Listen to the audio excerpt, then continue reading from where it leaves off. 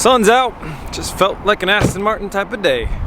So we're here getting parts, supplies, tools, because we're doing some serious real engineering today. We're gonna build the frame of a car today, but we're gonna get started. So I should get the right tools before I do that. I need a few of these, a lot of these. One of these fancy red ones. Oh yeah, that feels good. What? This one shoots lasers. I want that. Not 100% positive, but I think we're gonna need a couple of these. One last expensive thing, I need a new welding helmet. What? How did that just happen to me? Anyways, I need a new welding helmet. All right, so if you haven't noticed, today we're gonna start construction on the new tube frame chassis. Stay tuned.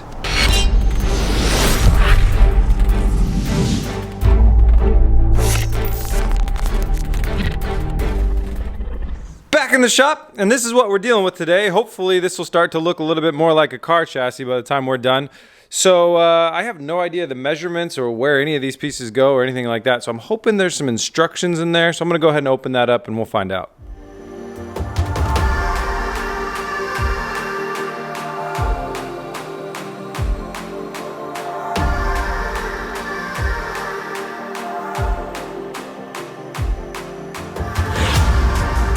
Okay, looks like we got a chassis kit here now. I'm a little bit bummed, to be honest, about this. You know, part of the reason that you buy a chassis kit like this is two main reasons. You want all the bends, you want the good bends, but then you also want the things to be cut to size. And when you read the instructions, it says that all pieces are cut oversized and must be trimmed to fit. What the hell is that? Like, where was that listed on the website? So great, I get to cut every single one of these again.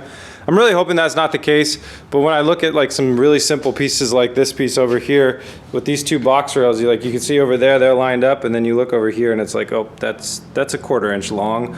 Same with the tubing inside it. So that's kind of a bummer, but it's got some notches down there that are done already for us, so it's gonna get us on the way. It'll get us, it'll save us some time. Oh, also over here, where the machine holds this piece of metal to be able to make the bend, this side's not too bad, but on this side, and I think on the, on this side and then the other side of this side, there are some gouges. There's a gouge over here that's almost halfway through the metal, which really screws up the structural integrity of it.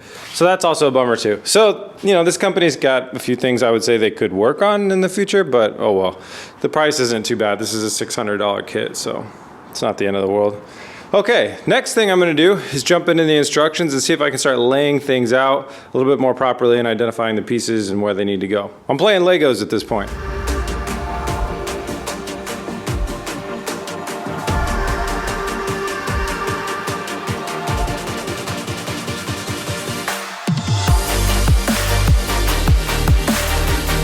Slight hold up here, just a little bit.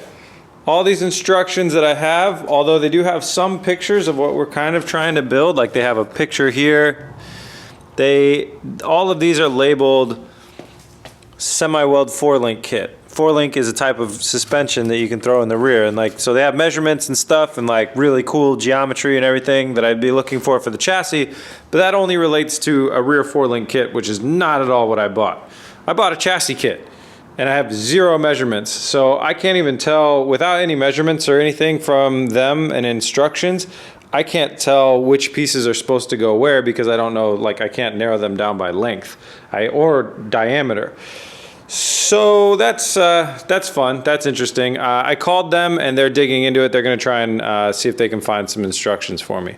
But that's not gonna stop me. So moving, I'm just gonna keep moving right along. So we have our 2 frame rails, right? And I've just lightly mocked things up. I'm not doing any proper measurements right now, but this is roughly the width of the BMW. And then so the frame rails go back like this, then they hit this rear section right here that the rear suspension is going to mount to. So one thing that I can go ahead and do is start measuring the BMW and imagine that the frame rail was going right through there. See how much higher the rear subframe mounting points are in the BMW and make sure that these are going to relate and be close enough, because we don't want to have like big old pillars coming off of here that create a weak point to mount up to our subframe. So I'm going to basically be measuring the BMW and then matching it with these 2 pieces here, if possible.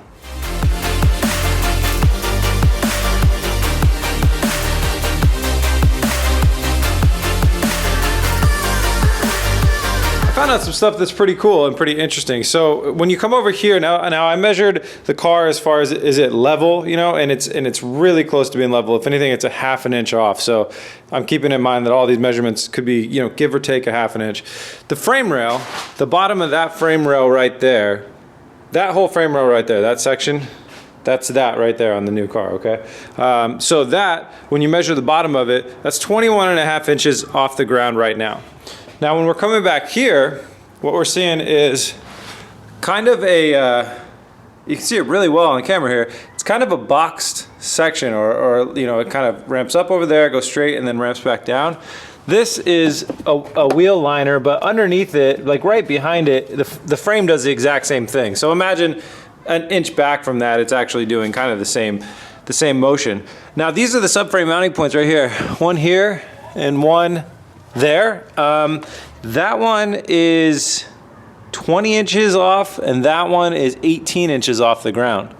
So it's interesting that this section is lower than the front frame rail is. This section is a bit higher than the front frame rail is by about 2 inches. I think that was 23 inches tall.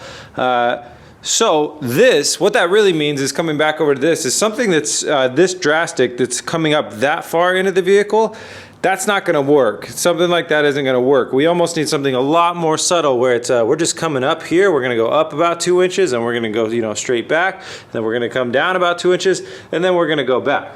We can modify this to do exactly that. I mean, it's the right shape, but until we know the length of the vehicle and the Datsun, it's not a good idea to start cutting those pieces up and using them as material. So I got some things to think about. Okay, I've done a lot of measuring of the M5 versus the Datsun versus what the parts are that we have here. Now, sorry this is taking a while, but this is a very important step that we can't screw up, or else I guess I'd have to buy some more of these pieces. I don't know. We could screw it up, actually. It wouldn't be the end of the world, but I'd rather not. So here's what I figured out. These pieces are great pieces to use to build our rear section to match the BMW. It is going to change, however, some of the game plan for the rear chassis kit, but nothing important. They're just the rear supports that go off of the main hoop down to here are going to need to be longer, because this isn't going to sit as high as it would have otherwise. Because we're not building a 4-link Datsun 240 rear suspension, we're building suspension to house our M5 suspension. These openings right here are great width, matching up with the BMW, and they will also match up with the opening that we need to mount to the subframe of the M5. The frame rail going forward is a great length for the 240, so that's good too. So we're okay on all angles. We're just modifying the design of the rear setup to set it up for the subframe rather than a 4-link. So what that means is we need to go ahead and get this metal set up and ready to be cut. And after all the measuring that I've done, what I figured out is the main frame rail, the bottom of the main frame rail sits 2.5 inches lower than the bottom of this section. So I need to make that parallel to that and sit only 2.5 inches higher. That means cutting the other stuff off. I'm not going to cut the tail off yet, because we don't know if we're going to want to use that later on. So I'm going to be cutting the front here off and then welding it to the frame rail right there. And to do that, to do the cutting, it's definitely time to break ground. I'm ready to get to work. To do the cutting, I've got a plasma cutter now. My friend hooked me up and gave me a plasma cutter that he had extra, weirdly enough. So plasma cutters run off of power and off of air. So I'm gonna hook that thing up, and that'll be our cutting device. And I also need to, I'm gonna grab some cinder blocks and start lifting things up so we can mock all these pieces up and get them into the right area so we know where to cut.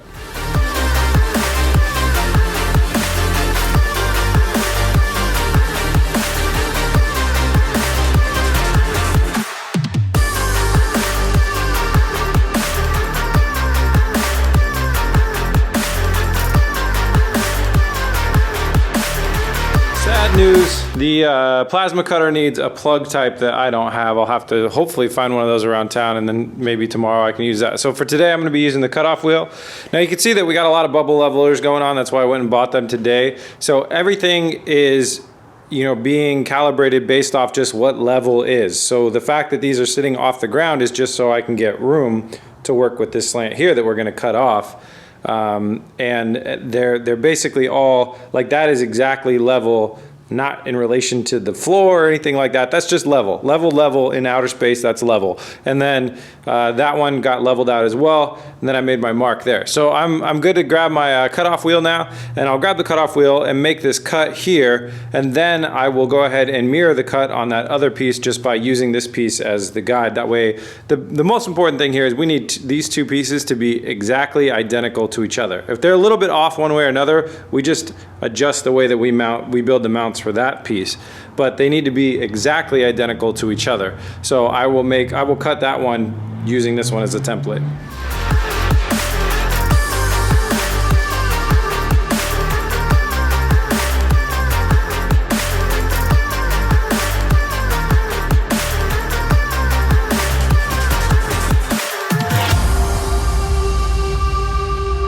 Got the two rear frame rails cut, chopped, matching. Now it's time to go ahead and join them up to the main frame rail. Now to do this, I'm going to be using my TIG welder, and I'm just going to be doing tack welds. The idea for me here is to be doing the tack welds because Eric is going to come in and do all the TIG welding on this whole frame himself, unless throughout the process I get good enough that I'm trusting myself to do a few of them, then I will do a few of them. But and this would be a great spot because this will literally be hidden way under there. But this is a thing that I want to look really good. If this car is going to SEMA, the welds should look solid. They should look really good, and that means Eric should do them. Also, I'd like it to be safe, which really means Eric should do them, or I could do them with the MIG gun, but then they won't be pretty. So that's the reason we're going down the TIG route, unless we start to run out of time or spend a gajillion dollars on gas. That's kind of the game plan. So you'll see me tacking things up and then Eric finishing up welds. So fingers crossed, let's go ahead and try and get this tacked up.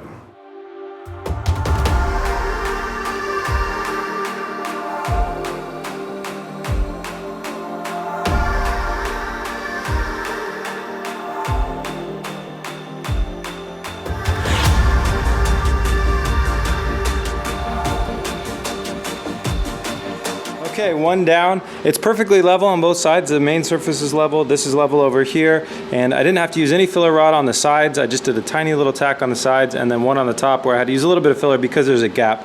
When you do a cut like that is not on the angle of the bend, you end up with a larger piece than the other piece. And I knew that going into it. So there's a little bit of a gap.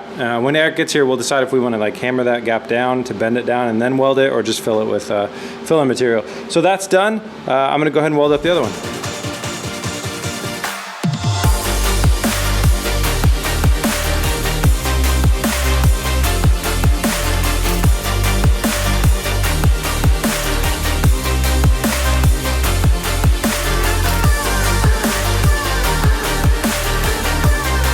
All right, welded the other side up. It gave me a little bit of problem with the alignment, but nothing a few zip ties and a straight edge can't fix.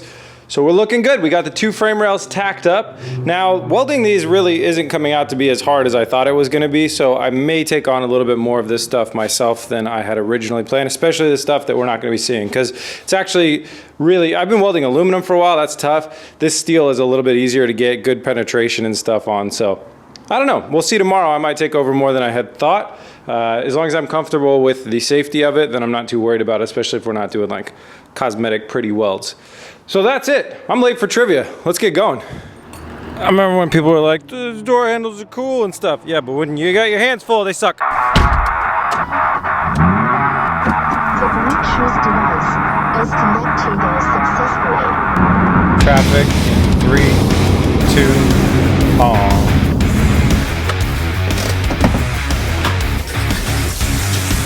Can I get a Coors Light? Yeah. Cheers, I made it. Kind of on time. I read the comments. Okay, so we gotta come up with a team name. So far in the comments, the ones that I like are No Chelsea, No Chance. That's pretty good. That's pretty, B is for bad.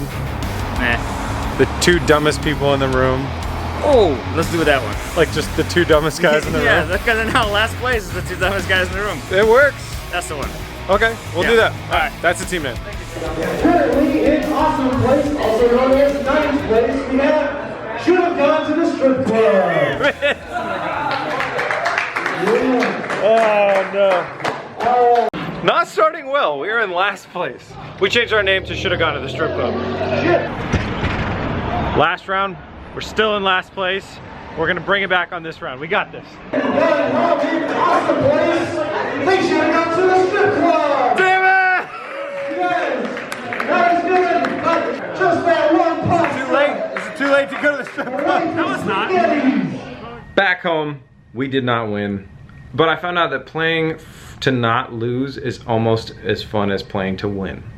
And getting second and getting lastest last is pretty much the same feeling. If you ain't first, you're last. So today in the shop was a pretty like it seemed a little bit slow paced, but it actually was a really important time because we got the frame rails matched up with the BMW, and that's actually really, really important.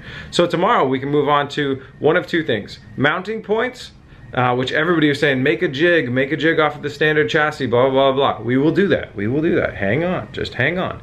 Or we will do the rest of the roll cage stuff. Now Jegs has still not gotten back to me and got me the proper instructions. So if they don't have the instructions for me, tomorrow I'll move on to making a jig and getting our mounting points transferred over. If they do give me the instructions, I'd like to continue building the roll cage part of the chassis. Who knows? The chances are up to the universe on this one. Actually, it's up to Jegs, but I wouldn't hold your breath. So probably making a jig tomorrow. And that will be for tomorrow's episode, and I'll show you that then. And if you want to help out in BS for Build, you want to help out in support, head over to bsforbuild.com, pick up a hoodie like this one. Just kidding. This is my trivia formal wear. But I was wearing a hoodie earlier, and if you want to pick up that or shirts or any other stuff, head over to bsforbuild.com. If not, if you don't want to, head over to our Instagram, BS for Build on Instagram. Follow us there. Sponsors and stuff, they look at those numbers. Everything helps. Same with subscribers. All those things help. They really help. And I can't believe we have 300,000 subscribers now. It seems crazy to me. Anyways, other than that, I will see you tomorrow. That's what I do. I film things every day, and I see you tomorrow. So I'll see you tomorrow. Peace!